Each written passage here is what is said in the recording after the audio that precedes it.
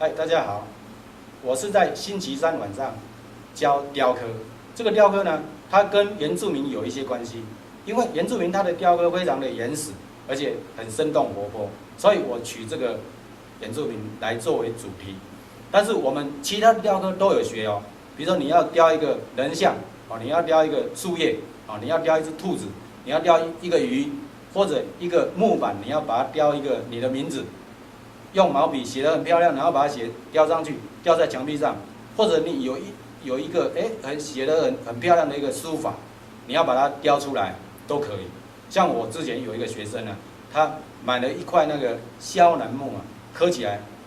哦，他请人家写那个非常棒的书法，雕上去之后呢，那一块木头人家出12万要跟他买这样哦。所以雕刻这本身哦非常好哦。第一个我会教你认识3度空间，因为雕刻它是圆形雕刻是可以3度空间。再来呢，我会针对你要刻什么，你找来图案，我就照你的图案教给你。我们不是死板板说，我统一的教，不是这样，而是一个，我们大概有15位学生哦，我都每一个人就循环的指导哦。今天我指导磨甲、磨乙、磨丙这样轮流的这样，然后我会亲手做给你看，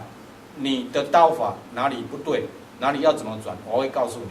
所以你来学雕刻呢，第一个你可以学到艺术创作它的观念，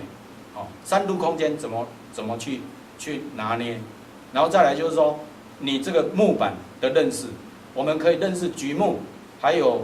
那个肖楠，还有樟木，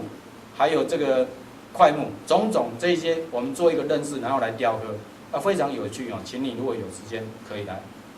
这边写，谢谢。